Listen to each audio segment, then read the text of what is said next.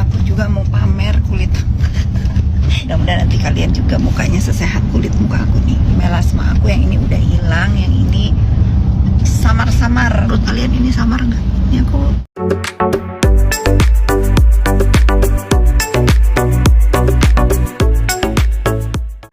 Jadi ya netizen apalagi pengikutnya si Nikita Mirzani, aku bilang sama kalian lagi ya, aku itu sekarang jauh lebih tenang hidup aku tanpa dia.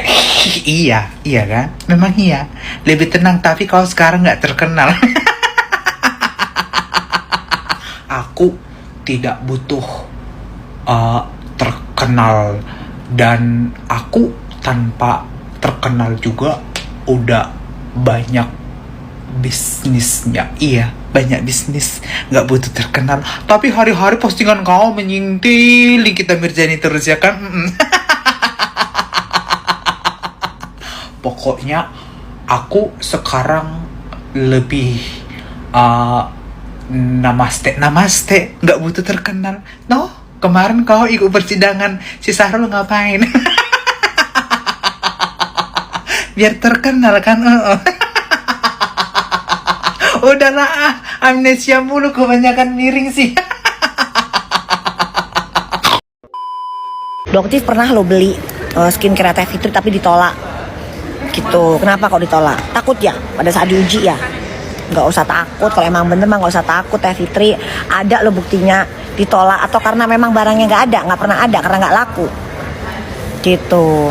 Kalau Doktif mah nggak takut, Doktif beli, Doktif cek, kalau ternyata emang ada masalah Doktif tampilin, nih loh punyanya Teh Fitri gitu. Kenapa? Doktif nggak takut sama sekali. Jadi jangan tantang. Doktif sudah beli, ada buktinya ditolak, tapi alasannya barangnya nggak ada gitu. Ya udah, barangnya nggak ada, produknya jelek Teh Fitri. Emang kalian pernah beli? Ada aja kalian ini.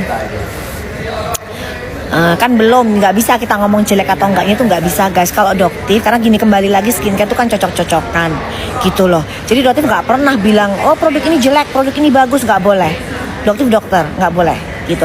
Bahkan produknya Doktif aja Doktif nggak bilang oh produk ini paling bagus, nggak boleh lah, belum tentu gitu, belum tentu cocok itu. Makanya kalau yang berpikiran sehat, hati nuraninya itu ada, itu nggak mungkin nggak ada pikiran Doktif mau jatuhin usaha orang gitu, karena belum tentu kalian cocok sama produknya Doktif. Dan produknya Doktif kan harganya juga lumayan guys gitu loh, bukan harga-harga seperti yang di minimarket.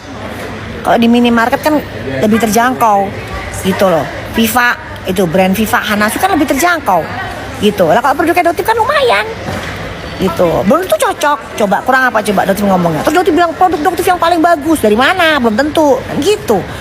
Nggak bisa guys. Jadi Doktif itu hanya membacakan hasil dari uji lab ya, yang bisa dipertanggungjawabkan. Nah bentar, masuk ke masalah skincare ya, yang sebenarnya dia tidak ada hubungannya. Terus taunya dia launching skincare. Oh ngerti maksudnya. Jadi sebenarnya yang ingin memonopoli pasar skincare Indonesia itu kayaknya dia deh. Kata Doktif pernah order skincare dari Ibu FS tapi ditolak, dan di situ Doktif bertanya kenapa takut. Tujuan dari Doktif untuk membeli produk dari FS karena mau direview. Nah saya juga bertanya produk yang kapan. Ibu FS pernah mengeluarkan skincare kalau tidak salah tahun 2018 atau 2019.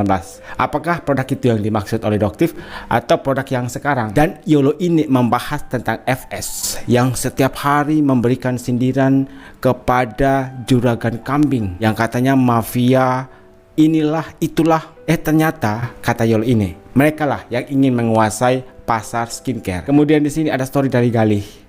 Ayo kawal itu anak durhaka, katanya mau ikut basmi owner skincare yang culas. Kok sekarang tiba-tiba ikut jualan skincare sih anak durhaka? Udah terkumpulkah duit hasil jadi Markus owner skincare buat usaha? Dan lucunya lagi, dulu bilang gak suka bully orang, sekarang jadi suka membuli orang. Nih ya, katanya aku jual krim polosan.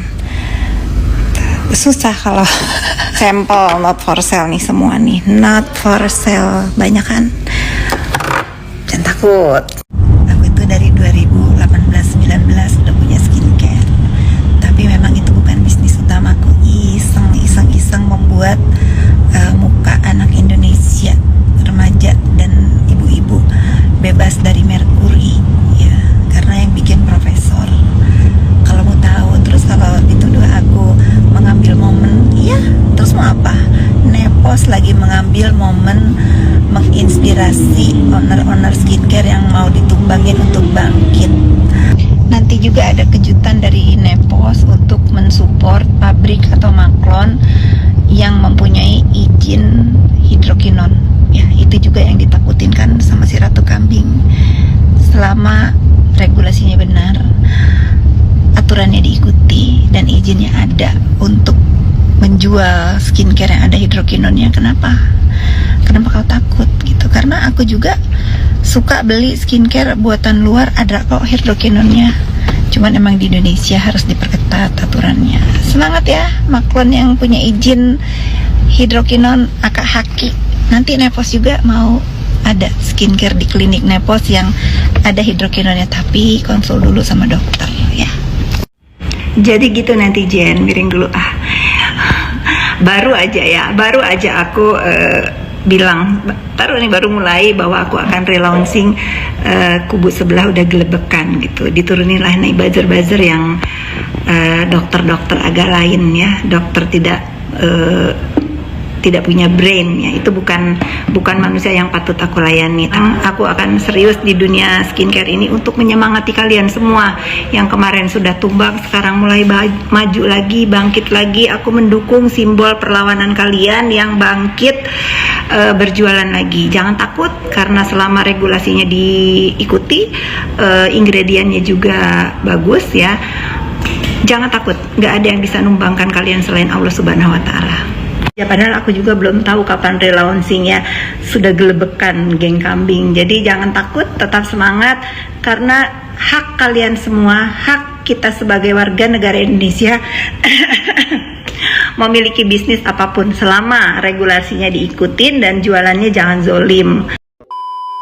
Ada beberapa hal yang menarik disampaikan oleh Ibu FS. Oke, yang pertama, untuk saat ini produknya itu belum launching. Baru rencana untuk launching produk skincare terbaru dari Ibu FS. Hal ini perlu juga saya luruskan. Produk dari Ibu FS itu belum di launching atau belum dijual. Masih sampel, not for sale. Berarti di sini yang dimaksud oleh Doktif adalah produk skincare yang pernah dijual oleh Ibu FS tahun 2018 atau 2019. Jadi Ibu FS ini pernah bikin skincare tahun 2018-2019. Mungkin pada saat itu FS masih berteman dengan Nikita. Katanya iseng-iseng doang. Orang kaya bebas ya guys. Bikin skincare itu bukan untuk mencari keuntungan lagi bagi FS, tapi iseng-iseng doang, menghabiskan waktu. Dan ada lagi hal yang menarik, yang bikin itu profesor. Wow, biasanya kan yang bikin seorang dokter kecantikan, ahli skincare. Tapi kata Ibu FS, yang bikin skincare-nya dulu itu profesor guys. Dan ada satu pernyataan dari Ibu FS, katanya akan ada kejutan berikutnya, yang mana Ibu FS akan mensupport beberapa pabrik yang menggunakan bahan hidrokinon dalam proses produksi skincare, karena mungkin diperbolehkan oleh pihak BPOM asalkan regulasinya jelas, ada aturannya. Ibu FS mengatakan di luar negeri pun begitu, ada produk skincare yang menggunakan bahan hidrokinon dengan pengawasan yang sangat ketat. Berikutnya ada updatean dari Mawar Soneo terkait mereka-mereka yang kemungkinan besar akan diproses secara hukum terkait laporan dari Nikita Mirzani.